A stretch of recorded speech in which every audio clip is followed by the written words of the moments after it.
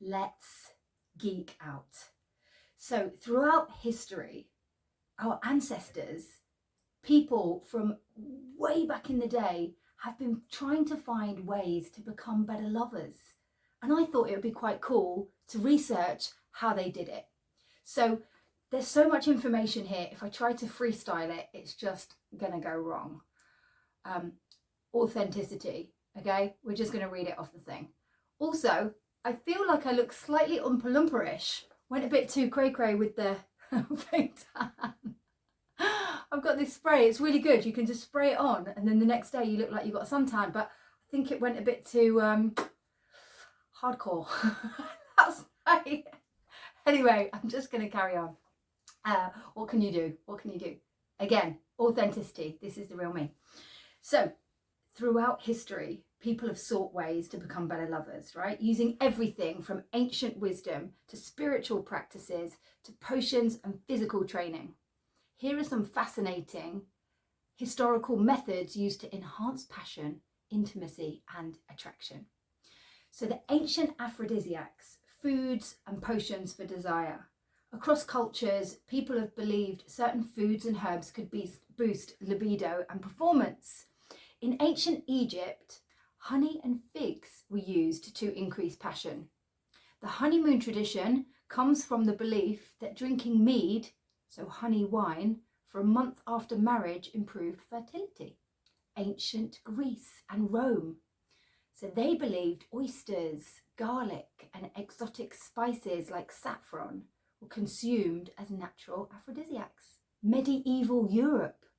Love potions made from herbs like mugwort, not heard of that one, damania, and mandrake were used to stimulate desire. Some were dangerously toxic. Oh, I have to look that one up. The Kama Sutra and tantric practices, so spiritual and sensual mastery. In ancient India, the Kama Sutra, written around the 3rd century CE, wasn't just about positions. It taught the art of seduction, emotional connection, and pleasure. Tantric traditions focused on breath work, energy flow, and slow, mindful intimacy to enhance sexual pleasure and connection. I love this. I'm actually doing a course on Tantra, which I'll share with you after. Many Chinese Taoist practices emphasized semen retention, very important, and breathing techniques to prolong pleasure and boost health. Edging, edging, edging. Love it. Roman and Greek gymnastics, fitness for passion.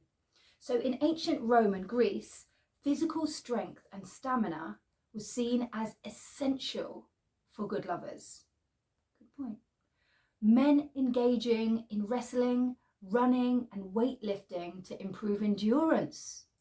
Women learned to dance, flexibility, and grace, especially in cultures that valued sensual movement like belly dancing and in the Middle East. I'd love to learn about some, gender equality versions of this. Like, this is very kind of the men did the weightlifting and the women did the belly dancing. But I'd love to go a bit deeper, and see what was happening in the background. Love charms and rituals, magic for attraction. People turned to superstition and magic to improve their romantic appeal. Ancient Celts carried love knots and carved symbols into wood or stone to attract affection. Love that, except the carving into the wood. Unless the wood was already chopped down. Anyway, stop.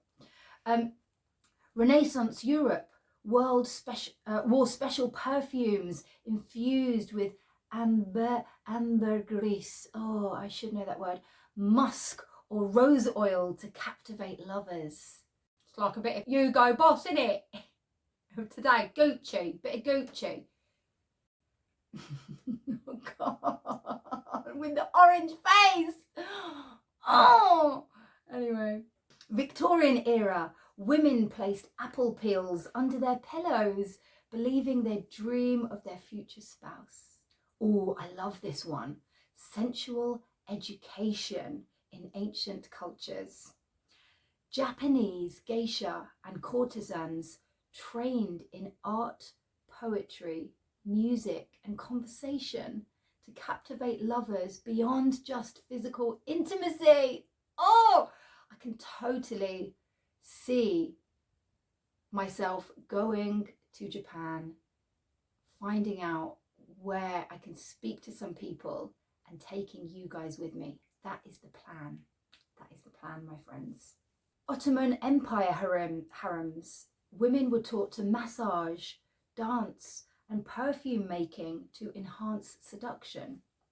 I hope the men were taught to massage as well, and dance, and make perfume. It's a bit sexist, isn't it? But we're going to go with it. It was way back in the day. That's what we're looking at here. We've moved on, people. We've moved with times. French and Italian Renaissance nobles studied flirting, eye contact, and romantic poetry to master the art of love. I mean, why don't we just learn from the ancients? This stuff is amazing. This is what I teach now. Flirting, eye contact. Well, not so much romantic poetry, but how to seduce, how to feel confident in your own sexuality and sensuality, how to evoke that, how to share that energy.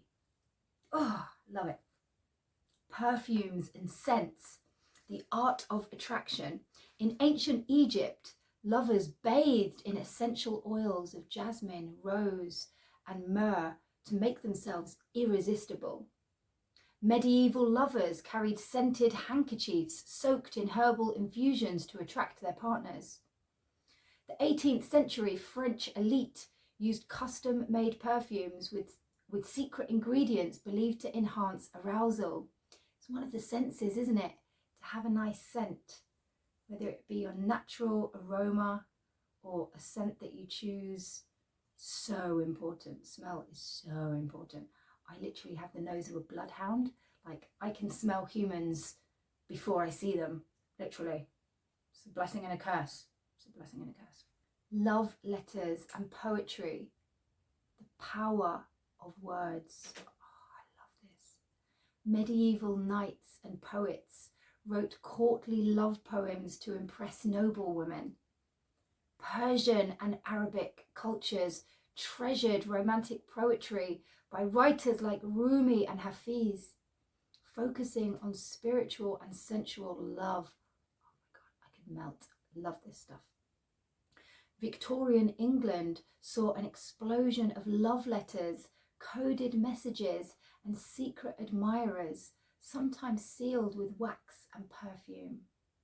Dance and music, the language of seduction. Tribal and folk dances often mimicked courtship rituals, e.g. the flamenco dance in Spain was seen as a seductive art. In African and Middle Eastern cultures, rhythm and movement played a key role in attraction. French aristocrats mastered the waltz, which was considered scandalously intimate in the 18th century. So there we go, my friends. We've got 8 different ancient rituals and practices that people used to use to become a better lover. How can we learn of those that have gone before us? The conclusion here, my friends, is this. Historically, being a better lover wasn't just about physical techniques.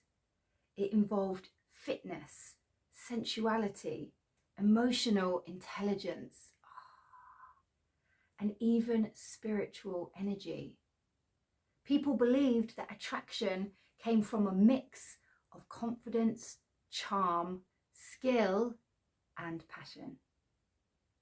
I hope you've enjoyed this Friday Geek Out. Please drop me a message and send me some love, and try not to comment on the orange face.